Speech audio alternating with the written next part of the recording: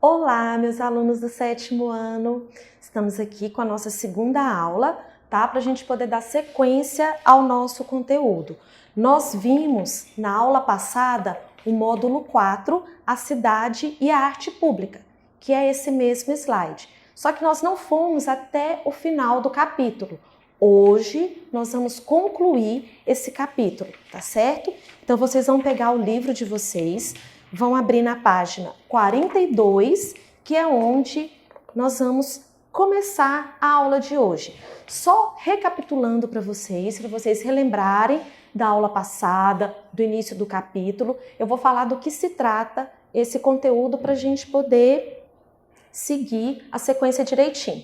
Então, a cultura e a arte pública.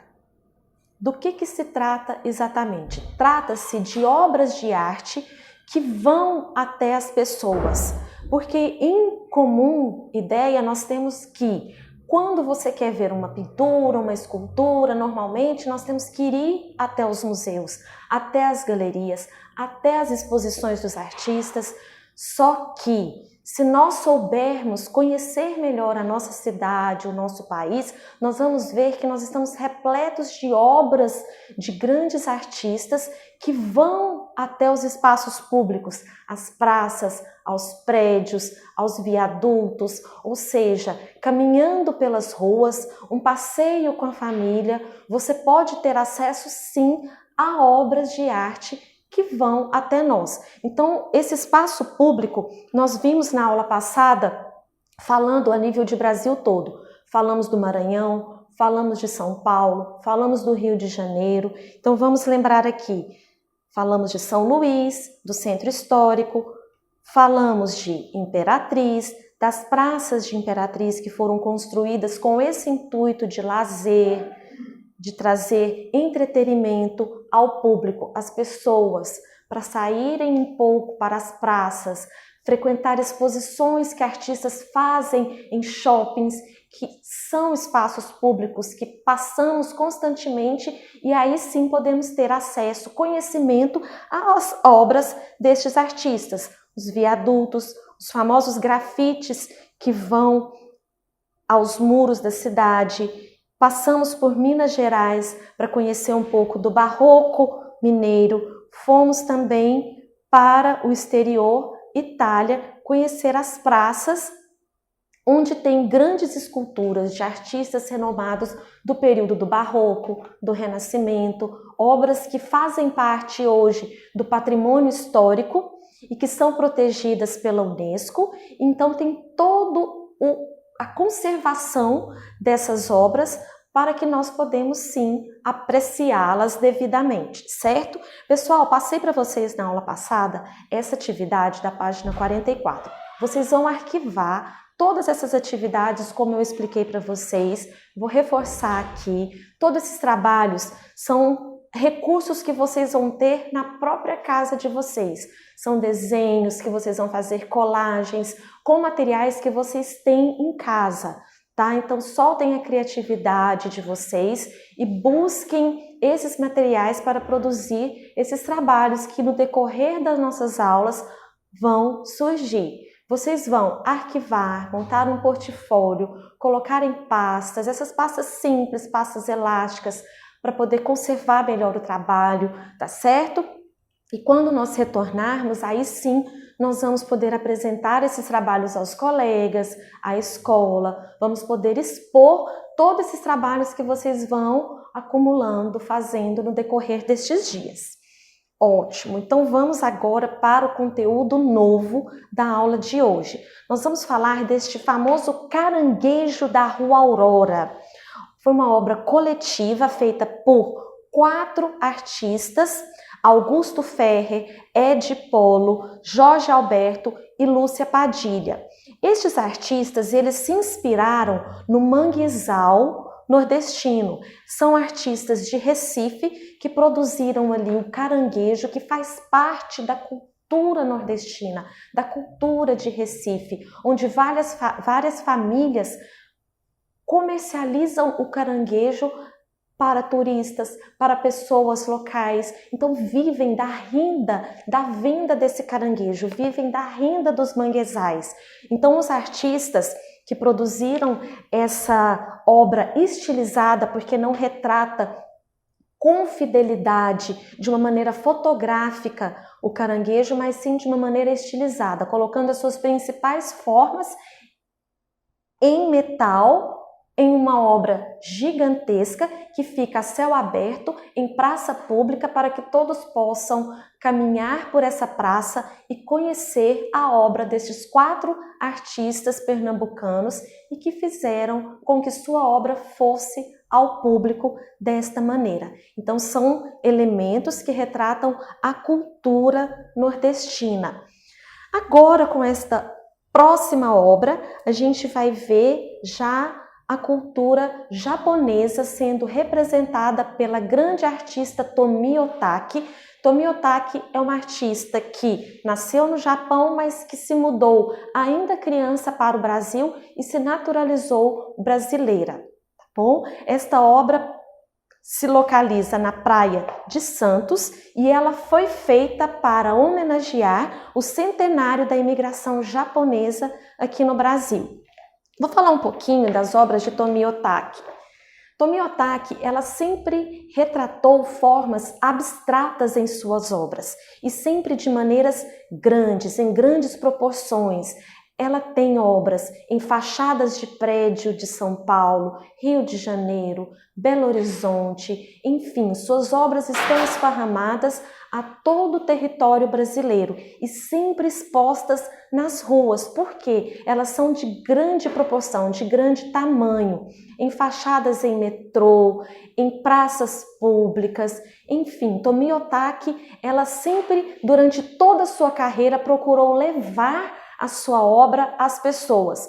Normalmente, quem encomendam essas obras são as prefeituras, governo, enfim, eles contratam o trabalho do artista e levam esse trabalho a conhecimento público para embelezar a cidade e também levar a cultura àquelas pessoas que estão passando pelas ruas e que às vezes não têm facilidade de ir aos museus onde tem ali uma concentração maior de obras desses artistas plásticos, certo?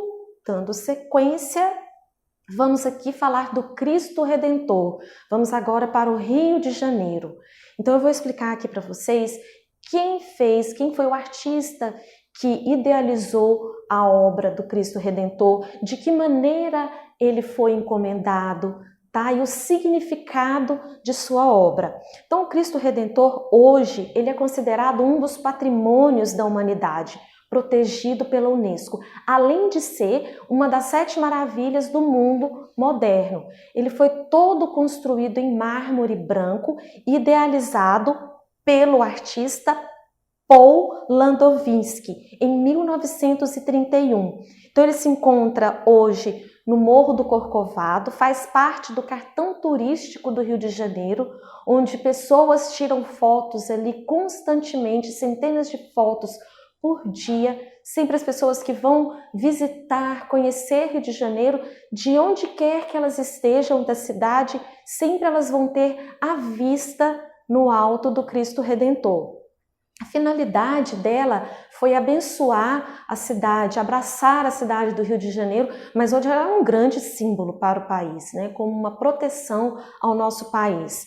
Ela foi financiada por famílias católicas do Rio de Janeiro. Um grupo de famílias se uniu, encomendou esta obra para o artista Paul Landowiński e ele idealizou, fez maquetes e assim ele produziu a obra e ela foi doada para a Arquidiocese do Rio de Janeiro. E desde então ela se encontra no Morro do Corcovado e nós podemos sempre apreciá-las por fotos ou quando for visitar o Rio de Janeiro. Então, agora outro artista, agora vamos para Minas Gerais. Vamos falar de uma obra do artista Amílcar de Castro. Esta obra que ele fez, ela se localiza hoje na Assembleia Legislativa de Belo Horizonte. Ele fez em 1988. Também foi uma obra encomendada pelo governo de Minas Gerais. E o interessante são as formas com que o artista trabalha as formas geométricas.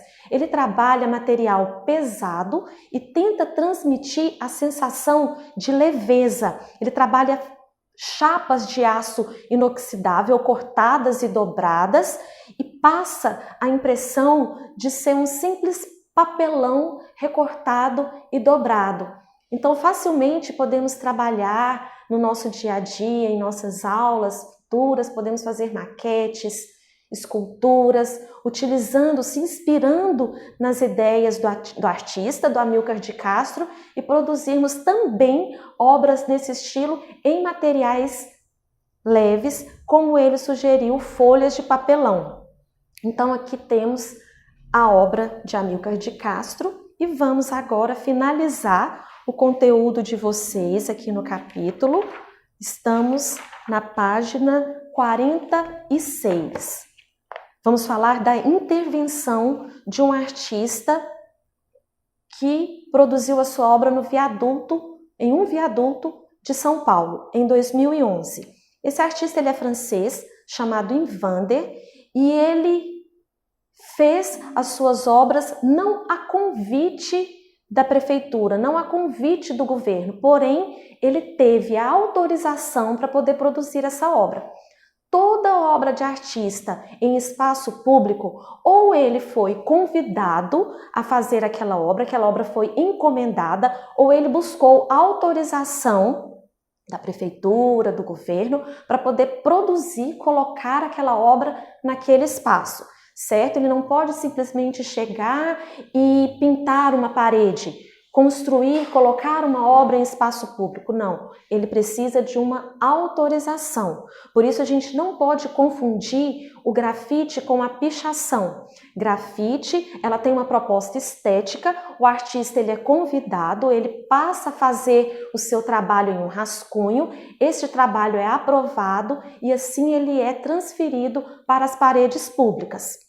Tá bom? Então aqui no caso a gente vai ver essa intervenção desse artista francês. Agora, o que significa uma intervenção? Intervenção é quando eu vou interferir em um espaço público já feito, eu vou aproveitar as formas daquele viaduto e construir a minha arte naquela forma já existente.